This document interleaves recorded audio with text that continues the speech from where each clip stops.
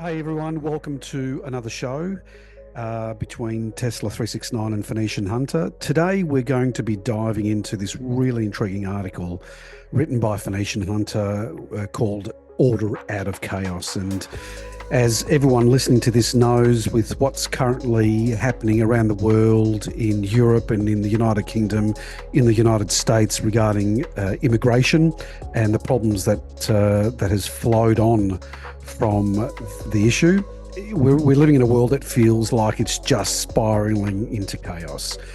Phoenician Hunter, as I said, this great article that he's written, makes a bold argument that there's a new kind of crusade that's happening. So it's really challenging how we think about order and disorder in our lives. And so buckle up as we explore in the next 30 minutes or so what this all means for our future. So let's get right into it. Welcome, Phoenician Hunter. Thanks. Hi. I think this is quite a very intriguing yet topical conversation that we're going to be having today. Yeah. And it involves, obviously, I guess, the chaos that's we're currently witnessing, particularly in the United Kingdom. So, Yeah. look, I'll throw over to you, and we can start the conversation. This was one of my earlier articles that I wrote way back in October of last year. And I wanted to discuss it because of what's transpired, in the UK recently and bubbling on the surface of a lot of places, really, because of the mass immigration into the Western nations. I had this idea. Well, it wasn't my idea. I came across, as you know, I'm a big fan of the historian Edwin Johnson, and a lot of my work is based on his writings. To fully understand what is happening in the world today, we need to understand our history, which has obviously been purposely obscured and hidden from us, as you well know, and that makes it difficult, right? To understand what's happening today. And one of his main areas of study was the rise of Christianity and the formation of the Catholic Church. He suggested that it rose to power because of the Crusades, okay? Right. It wasn't really an entity before that, okay? So in his theory, he suggests that Europe was being encroached by, Islam. And in order to sort of counter this threat, the Roman Empire, or what was left of it at the time, it was fractured. So they needed to unite what remained and the European peoples, basically. And the way to do it was to fight Islam with like a counter religion. And this religion would become Christianity. But at the time, according to Edwin, the doctrine hadn't been written yet. Okay. So it was, let's just unite. I've written other articles about this as well. So this isn't the only one, but this is a good starting point because this is like the first one. And then I sort of continued this topic in other articles. So yes, the remnants of the Roman Empire unite, they launch the Crusades and they push back the invaders. All right. And then this becomes, people have adopted this corporation as, their savior, basically. Okay. So the cross becomes a symbol of unity and it becomes a symbol of the fight to win back your countries from the invaders, basically. Okay. Right. That's the sort of the conclusion of the article, but we'll go back, okay, to where it begins. So Christianity today. So what I found was that the numbers don't look good across the world. Membership is falling in every part of the world, apart from Africa. It's declining everywhere. Okay, so if the church does not do anything at this point, it will just die. All right, it just become a minor religion with 10-20% of its current numbers. Right. It will dwindle, basically. Islam is not facing that problem. Their numbers are growing. Okay, the numbers for Christianity are dwindling. Across all the Western nations. Okay, now I provide sources in the article where that highlight these cases. There's a good website called PEW Research Center, Pew Research Center, who conduct a lot of these researches and provide, all the statistics that you need, to confirm the data, right? And this is happening in America as well. Okay. So now if the church, now when I talk about the church, I'm talking about all Christianity. I'm not, dividing them up into denominations, which there are thousands of them, right? So when I'm talking about Christianity here, in this case, I'm talking about evangelical, I'm talking about Catholic, Orthodox. Okay. Sure. So yeah, in the Western nations, if they don't do anything, if Christianity doesn't do anything, and the trend continues, like it was somewhere, it suggested that, in America, it's going to drop below 50%, of Americans that are Christian. And I mean, that would have been unheard of 30, 40 years ago, even in Europe. So what do you put this down to? Is it, as you've explained in your article, that it's somewhat the replacement of the European race, let's say? Is immigration? Yes. The numbers are falling. And what does Christianity need to do to revive their religion? Right. Now, according to Johnson, he suggests they would need a new crusade because the Crusades were the condition of its rise. So it took power after the Crusades, political power across Europe, because they basically said, okay, we're in charge now. You know what I mean? We've united Europe against this common threat, which was Islam. Yes. We're in charge now, okay? Right. So in order to gain that lost power and prestige, he suggests they need to create the same conditions of its rise. And the conditions were the Crusades. So I am thinking that all this push for immigration into Europe is going to serve the same purpose. It's going to create a backlash, which it naturally will. I mean, you're always going to get, the few, lefty woke people. Oh, we're all one race and we all get along. And that's right. Right. But that's not going to work. Most people are against it. It's not the natural state of things. Okay. And just to give it some reference. Never has. Yeah, absolutely. But just to give it some reference also, you've mentioned Edwin Johnson a few times, and we should allow some reference point for our listeners that, as an ecclesiological historian back in the 19th century, he made a quote. Is this relevant to mention this quote now? Because that's the one I'm referring to, but go ahead. Yeah, so it goes along the lines of something like this: for surely no clear-sighted churchman can expect that the church will regain her old power and prestige unless the conditions of her rise were to recur, which I think is quite strong. So this is exactly what you've been talking about. That on what were the conditions of her rise? And then he says, as suggested by him, he said that were the European states to exhaust one another in an internecine war, which is obviously, as you said, means amongst themselves, were the Orientals, i.e. the Muslims, again to rush in upon us, the organisation of the church might enable her to triumph amidst the ruins of our culture.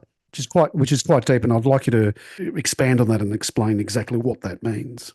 Okay, so when I read that, and this was written late 1800s, early 1900s, I think 1901. So keep that in mind. So this was written over 100 years ago. So the conditions that we see today, weren't there at the time. Yes. So now when I see that all these organizations in Europe and the Catholic Church and all these other Christian denominations are assisting foreign immigration, especially Muslims, into Christian nations, I'm saying to myself, what they are doing is creating the conditions for a future crusade. There's no other way that I can view this, right?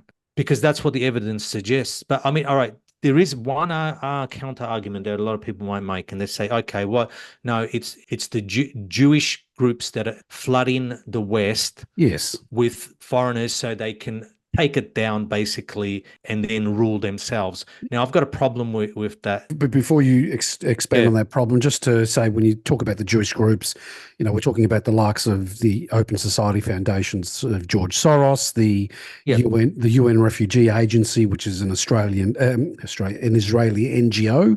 So that's what you mean by the Jewish community. Okay. Don't get me wrong, they are involved in it. Mm. And so are Muslim groups involved in the immigration. I mean, Saudi Arabia came out and said, Of they course. assist. Yes. You know what I mean? So all three, what you got to realize is all three religions are in it together. They're doing it together as a group operation. Okay. Because at the end of the day, it helps all three gain followers, right? Right. What happens to people in times of fear? Where do they turn? Faith. To God. Yeah. Or to, Yes. let's say to God. It's the faith. Yeah, to God, but to faith, right? Yes, yes. So if Jewish people are fearful, if Muslim people are fearful, if Christians are fearful, that's where you turn. So all three stand to gain from this. Okay. Now they're all helping create this scenario. Okay. Okay. So can I just maybe on a slight tangent, let's use what's happening in the United Kingdom at the moment. There's civil unrest across 35, 36, 37 cities in the United Kingdom. So is one of the objectives to turn people against each other, which is what it appears to. Yeah, well, okay. I just wanted to go back because people are going to bring up this point about, it's Jewish groups doing it because they're going to rule. And, yes. Okay. Now, if you follow that line of thinking and you replace all the white people with foreigners, just say, let's give England as an example. And then in 50 years' time, the majority of the people are Muslim, are African. They're no longer the white Anglo-Saxon stock, right? Correct. Yeah. Now, do you think those people, if they're majority Muslim and African and, whatever, are going to sit by and allow a white Anglo-Saxon king or a white Anglo-Saxon president tell them what to do? No. No, they wouldn't do that. Or even a white Jewish person. Now, when I say white, I know a lot of people get upset with that term because they say Jews aren't white. I'm saying, but to an African or to a Muslim, he looks white. They're going to just classify him. You look white. I'm not going to be ruled by someone of Jewish descent or white. So sure. I don't see how they'll get away with implementing that long term, right? Well, you wouldn't think so, because then it literally takes away the identity of what we know as England or Wales or Scotland, or as a totality as the United Kingdom. It becomes a different identity. Yeah, and look, I don't think it's going to get that far, because I hope not, because you already see that people, the English stock still have are still the majority in their lands. Yeah. And you already see a pushback. You know what I mean? Like, I'm not sure what the percentage of foreigners are, but it's already pushing back. They'll never allow it. I mean, could you imagine it was 50-50, like 50% foreign? That will never work. That's just civil war will explode. But it's just nature. Nature won't allow that. I mean, it's never worked anywhere in the world historically, and it won't. It just won't happen. Yeah. Well, much of the liberal media tell you otherwise. Yeah. Well, according to 2021-22 data for England, Wales, Northern Ireland and Scotland, it's about 16% of people in the UK which are considered, let's say, for the sake of this discussion, foreign citizens. Yeah, but then you've got more, because you would have people from different backgrounds who were born in England, Sure. You're going back even 50, 60, 70 years ago, who aren't of the, British stock. Yeah. And they'll probably be included in with British people, which. Sure. Okay. I guess it changes the numbers, but roughly that's what we're talking about. But yeah, that clearly says that, they've still got the and it's a good sign that they're pushing back now. Sure. Right? Yeah. Now, I foresaw this years ago, and I see this scenario playing out, especially in the English-speaking world. I mean, I made a prediction that that's where it will happen first, and that seems to be the case. And when I say that, I mean America, Canada, Australia, New Zealand, and Britain. Is it funny, coincidental that Commonwealth countries? Well, there's a reason. There's a reason I think for that as well, and that's because they are what I consider the New World Order. The New World Order is British, right? That we know, It- yes. yeah, right. Okay, so if the old world order, which is the Roman Empire, Yes. which morphed into the Roman Catholic Church, if they want to regain power, they need to take out the New World Order, Mm-hmm. right? So that's why those nations seem to be, first hit with this stuff, Right. and Okay. that's where it's going to happen first. Mm. If you're going to change the system, you got to change that. You got to get rid of it first. That's where it needs to happen. Of There's course. no there's no point basically there's no point doing it in Portugal or Greece. It's not going to change the world, right? It Mm-hmm. needs to happen in those nations. Of course. So I mean, yeah, when I saw the policies of mass immigration years ago, and I just said, yeah, look, I can see where this is heading, and it's not heading anywhere good. It's going to come to a head, and it's going to come to a violent head. There's going to be Mm-hmm. conflict, but then so what's the purpose of the conflict, right? Now there are some other people who say, okay, they're creating this conflict so then they can implement a state of authority where, like a communist state, Okay. basically, or a fascist state, as Mm. they call it. Mm. So where surveillance, but we live in a world, people don't realize we live in a world where I'm born in one country. I mean, I Mm. can go to Mexico and live there if I wanted to. I can go to El Salvador. There's Mm. Mm. no there's no limits. It's not like, once upon a time. It's quite easy to get citizenship in other countries today in the modern world. Right. So, if they say, oh, they want a surveillance state, people will just leave. Do you know what I mean? That Mm. to me is not a reason for this. Mm. Mm. And you've got to keep this in mind as well. Do people really believe that, Christianity or the Catholic Church is just going to roll over and let their institution die with Yes. dwindling numbers and Yes. not do anything about it? They need to do something or they're dead regardless. Mm. So this is my theory. It was not just mine, it's Edward Johnson's theory that I've just sort of brought out into the open. Mm. Mm. As the reason for immigration. And you see this in, the Pope has been very vocal about helping immigrants, refugees. All Christian denominations have been, helpful in letting foreigners into their nations. Okay, so let's maybe peel it back a little further Yeah. and just go to, say, modern day and what the masses are seeing at the moment. So what they're seeing is immigration. A lot of them refer to it as illegal immigration that's spiraling out of control. So what are your thoughts on that? And how do you explain what we're now seeing on the mainstream news, Well, yeah, social well, media platforms? the mainstream news, their job is to make this situation worse and incite violence. And this is also why you see this system where native British people are being, they feel the force of the law harder than immigrants. They're sort of going lightly on immigrants when they're being violent or committing crimes. But Why? if because they want them angry. That's why they want Okay, this reaction.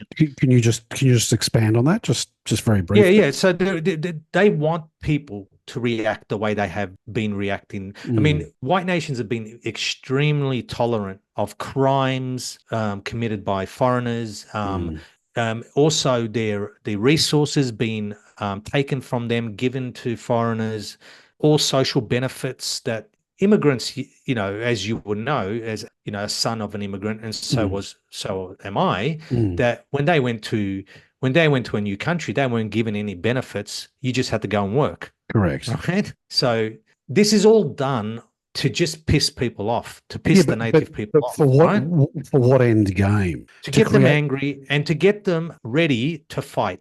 Okay. There was an image that was plastered over, the media in Mm. this recent round of riots in England. Mm. And it was an Mm. Irishman, so a Catholic Irishman Mm. with his Irish flag, arm in arm with an English Anglican Protestant, a British flag. And people were saying, I never thought I'll see the day, Right. right? Right. Where an Irishman and an Englishman, a Protestant and a Catholic have joined forces. You see what I mean? That was purposely plastered. So people, this is where they're going. They want to unite Christianity. Okay.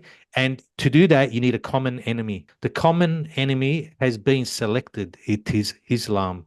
And they need you angry, because if you're not angry, you're not going to fight. They need you desperate and need you angry. Okay, Okay. so can I just counteract that by saying that and a lot of people would know that Muslims are the fastest growing religious group. Exactly. Okay, so has that been seen as a threat?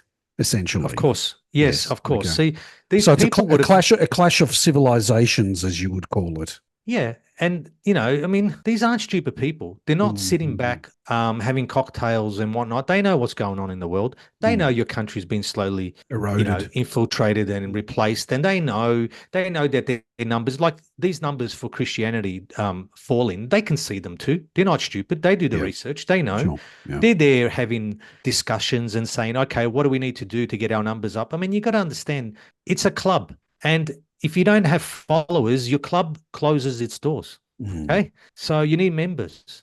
That's right. Okay, they haven't expanded their members for years, so they need to do something, and they know this. They do their own research. They know, and I believe that this is what they've come up with as a solution.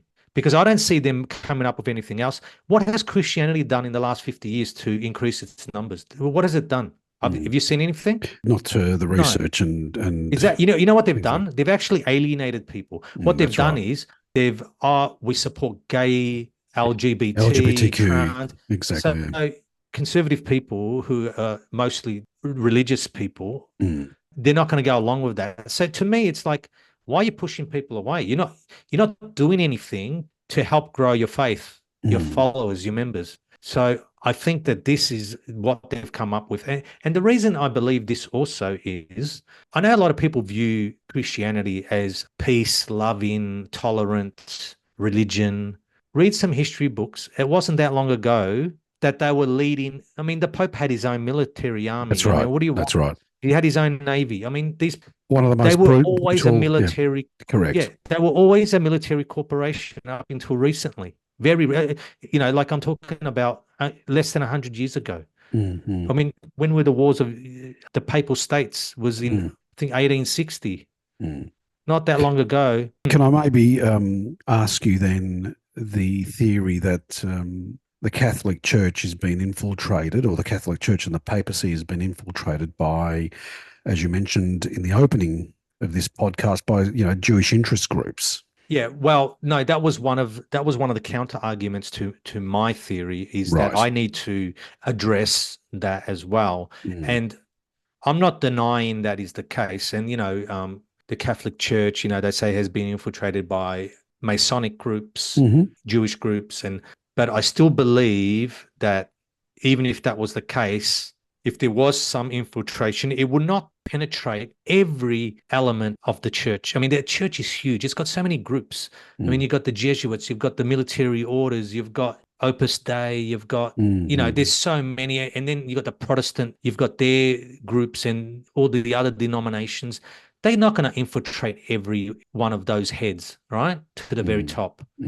Okay? Yeah, you're going to infiltrate and subdue some of the cardinals and popes, but not all of them. But they can infiltrate the and again, I'm only using this as a metaphor. The head of the beast, which is the but the head doesn't rule. Like, don't think the Pope has all the power. The cardinals have a lot to say about the running of the organization. It's just like, okay, you look at America. Do you think has all the power there, or is it the people he surrounds himself with? There's a lot of groups. There's a lot of organizations there that have a say in operating the United States and its empire. It's no different with the church or Christianity as a whole. Oh yeah, look, we can talk about shadow governments and the faceless men of politics and so forth. So where do you see all this going? Because at the moment, for let's call it an innocent bystander, which is the average man, woman, and child that's watching mainstream media, all they can see is destruction, devastation. Okay. I'm looking out for signs of someone, a politician or a monarch or a pope. My money's on a pope that will come. Yeah, that will come forward and say enough is enough. We need to unite, or we'll perish. And people will need this. They'll need someone to lead. I mean, everyone at the moment. So if you see what's happening in the UK, they don't have a leader.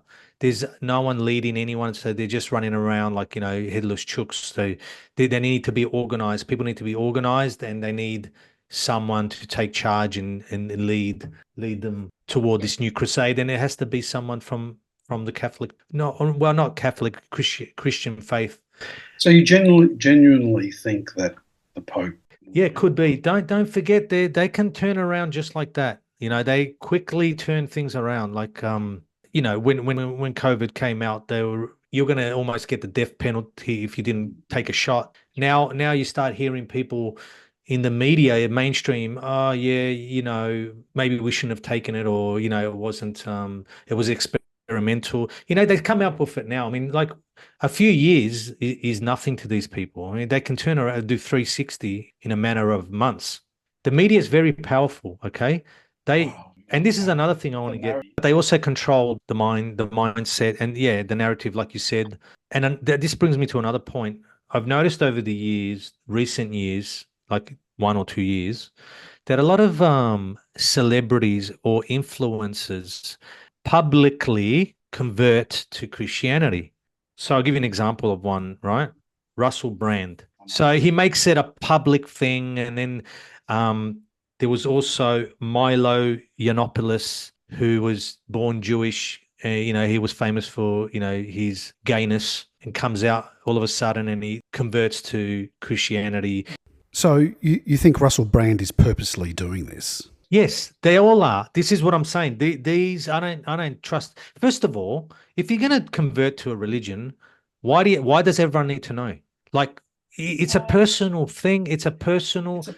Sure, I get it, but are you essentially suggesting that Russell Brand has been approached by the Catholic Church, perhaps? Exactly. But you've hit the nail on the head. So if I was the church and I wanted people to suggest what you've just said, there's a better way, we need to do this. You need influencers to influence the people. Look, young people are not going to be influenced by, a 60-year-old man converting to Christianity. Perhaps not those people, but I'm sure there are a number that have, or not directly. They might be, approached by their managers. Might be approached by someone and say, "Listen, it will benefit your client." If he publicly converted to Christianity, and for them, it might be just a matter of money because we'll sponsor you, and that's it, right? They might just see it as that. For them might just go as far as that. Some kind of money, income. So they do it publicly, because if it's not done publicly, who's going to know, right? Yeah, look, I agree, but from my perspective, it appears that Russell Brand has perhaps dialed it up a little too much, wouldn't you think? Yes, but that's the point. I predict you're going to see a lot more of these people doing this. And there was one girl in America it sort of made headlines on social media, and she was a famous OnlyFans girl, really famous, one of I don't know, the top OnlyFans girls. And she said, well, all of a sudden she said, I'm going to stop doing this and I'm going to convert to Christianity. And she did the big thing where she ducks her head in the water, and but then she said that her father was a pastor. He was a Baptist, so she already grew up in a Christian environment. What the hell did she need to be christened again for? Like, she was already, her upbringing was already a Christian upbringing. So this to me was just a sign that they're doing this now. People are going to start doing this to what? To influence the young, and to show there's another way, and that's not evil in itself. Okay. I'm not saying that it's evil or it's bad, but I'm just seeing signs that they're setting this thing up. They're setting this crusade. They're trying to influence the young, and like I said, people act on fear. So when they drum up this fear enough and they see these influences that have already converted, they'll say, okay, that's the way. That's what we need to do. They'll see the connection and says, oh, that's what we need to do. And someone will come forward, like I said, and unite the people under the cross to fight and drive these people out. Look, it's a personal thing, but also seeing what's currently happening around the world, and every country is going through some serious issues. People might turn to Christianity as being a better way forward.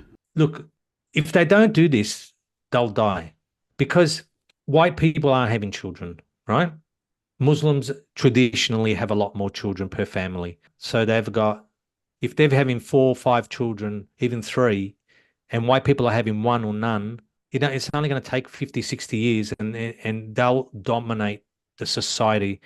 And this is something that liberals need to understand. Just because you are accepting of them when you have the majority, it doesn't mean they're going to be accepting of you when they have the majority. Okay. So now what has happened throughout history is when Muslims get the majority, they take over. And why shouldn't they take over? If you have the majority, then you have the say on how the place is run. So if they have the majority and they want to implement Sharia law, then they have every right to, because they hold the majority. Now, liberals can't get it through their thick skulls that is a real possibility. They're not going to stay liberal. They're being polite because you hold the majority. But once that changes, history does not suggest that they're going to be as tolerant of Western values as you are of their values. So, based on what we've just discussed, what are your views on the most likely path forward? Do you think it's going to get to the point where people are going to take the law into their own hands, which we're kind of seeing across the UK, particularly across England? Will we as humanity reach a point and say, wow, we had to go through that adversity to now reach the point of equilibrium to some degree? Place like the UK has a strong cultural heritage as opposed to somewhere like Australia. They don't. It's a new nation. It's like you said, it's a multicultural mix. They don't have a strong identity. Anyone who doesn't have a strong identity is not going to make it. Cultural identity.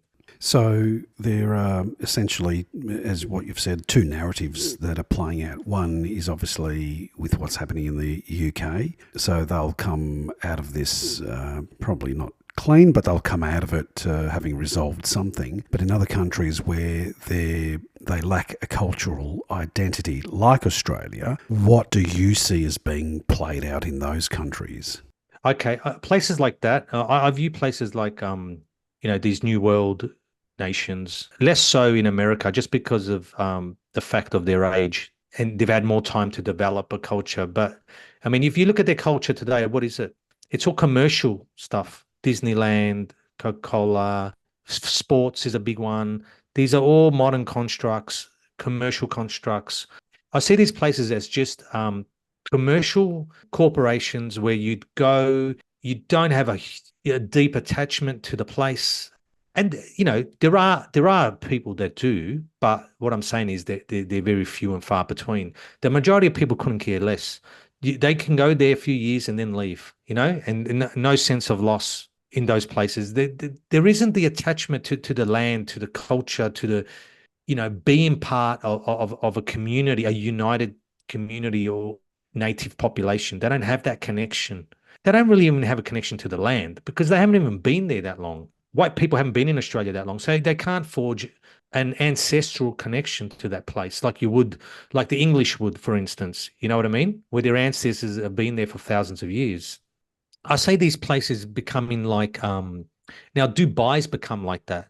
Dubai, if you see photos of Dubai, 50 years ago, what was it, just a spot in the desert, Now they've created this almost false culture and its city and identity, and it's really they did it for commercial reasons to attract business people, to attract money, to attract and one of the ways they do that is by, I think, offering little to zero tax. So a lot of people who are only interested in making money will go there. Some will spend a few years there and leave. Some will spend almost a lifetime there. I know a few people who've gone there, and for me to go to another country just financially, for me it's sort of, it doesn't enter my mind. Like I could never do something like that. Now, if I was to go somewhere, I'll do it for cultural reasons to, be part of that culture and that community and experience life, right, in that place.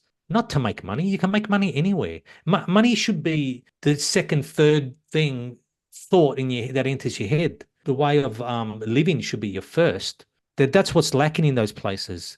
So like Dubai or those cities, Dubai. I hear the same of Singapore, Hong Kong, and that's what I see Australia as, and New Zealand, and Canada, America. That's what they are. They were always commercial enterprises from the beginning to make money first, and then make money first, and then create a culture around that. Build one up from there. So, do you think that with the direction that Australia is going in regarding immigration and the influx of immigrants into the country would have had any influence on what's currently happening across Europe and the United Kingdom? The reaction we saw in England, I don't see that happening in Australia because people don't care enough. That's what my point is. People don't care enough. They're not attached to it. They're not attached to the land, to the history, to the culture like English people are. And part of that is because it's new. It doesn't have a long history, and a lot of people who are Australian are first or second generation. Are they going to die for that place? Are they going to go? I mean, and people who are listening to this can tell that I'm from that land myself, but I left, and I left because of that reason. Even though I spent the majority of my life there, growing up there, I never felt part of it. I never bought into whatever they were trying to sell me as their culture or their values or beliefs. I was attached to an older land. I was attached to my ancestors, and then that's why I returned to that place. Well, I've got to say, it's certainly been an interesting chat, obviously current with these current events currently taking place. Look, I encourage our listeners to go to your Substack channel and read the article. It's not very long, but it'll certainly give you some insight into how the Catholic Church or how, Catholicism has had an influence on, what's currently happening regarding immigration in particular. You can read the article at substack.com/Phoenician Hunter. Yeah, I like if anyone's interested in the topic we've discussed today, I recommend they start with that post titled "Order Out of Chaos," but then follow it up with a few others that sort of touch upon the same idea. So I've written about this in other articles as well, and touch on the same theme because it is all related to the Catholic Church or Christianity as a whole. And to me, that is the missing piece of history. And people always talk about this sort of, or few researchers talk about the phantom Middle Ages, or this non-existent period of between 700 to 1,000 years that's sort of missing in our history or manufactured. That was done by the church, the Catholic Church. And if you don't understand that, you're not going to understand history, and you're not going to understand really where that came from, what the church stood for, why it was created, what its purpose was. You won't understand where we're heading, basically. Well, and I guess it's unfortunate that the masses are driven, or their thoughts are driven, their confirmation biases are driven by the mainstream media and their narrative. And unless they do their research and, I guess, wake up to what's really happening, this could continue for a little while longer. But despite, I guess, the extended path that this scenario is going to take, I do have hope that we'll reach the other side as humanity and unite as one. You just brought up a good point, civil unrest. Unfortunately, I don't see a peaceful way out of this. What I do believe will happen is there will be a kind of drumming up of violence and fear. Some immigrants will leave because they will feel fearful. And you're already hearing some of people saying this. Secondly, they'll implement some kind of re-immigration where the government will assist you financially to relocate. Then after that, it will be more of an aggressive / forced get onto that flight kind of, we're sending you back.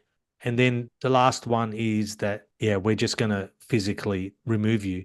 And if people think this is impossible, don't forget that The land area that is Turkey today was mostly inhabited by Greeks not that long ago. Okay. We're not talking that long ago that millions of Greek people were forced off their lands. Okay. And it's happened in the Middle East. It's happening now in Israel. It's happened in other areas of the, Armenia. There are other areas in the world. I mean, the Czech Republic around that area, it was full of Germans just before World War One. Poland, if you know the history of Prussia, that part of Poland that was called Prussia was all Germans. They were either forced to move, killed. So, this does happen, and it has happened. I mean, you can go to America and their history of forced, moving people off their lands. I mean, it has happened, and it has happened recently, and it can happen again, and I think it will happen again. Well, once again, what a great chat that we've had. Thanks for your time, Phoenician Hunter. I guess the takeout of all of this is that people do take the time to do a little bit more research and not just look on the surface level about what's happening, and they look at immigration, legal and or illegal, in a more broader view, and how the Catholic Church is playing a big part. And I will repeat that despite all the civil unrest that's happening around the world at the moment, I do believe that we're going to come out of it in a much better state. It may take a while, but I'm confident that we will. I think we will come out of it stronger in terms of, the European races, because we've forgotten who we are. We've forgotten our ancestors, our culture, what has united us in the past, what makes us, us, what makes us special. We've forgotten that uniting factor, and we need something to unite us again and preserve our people, basically. So the ones who survive this will be for it. That's definitely a great message to finish up on, and naturally I concur with what you've just said. Once again, thanks for your time, Phoenician Hunter, and just a reminder that you can check out Phoenician Hunter at substack.com/Phoenician Hunter, or click into our YouTube channel at Tesla369 to listen to several other podcasts that we've produced. We look forward to our next interesting chat in the ensuing weeks. Take care.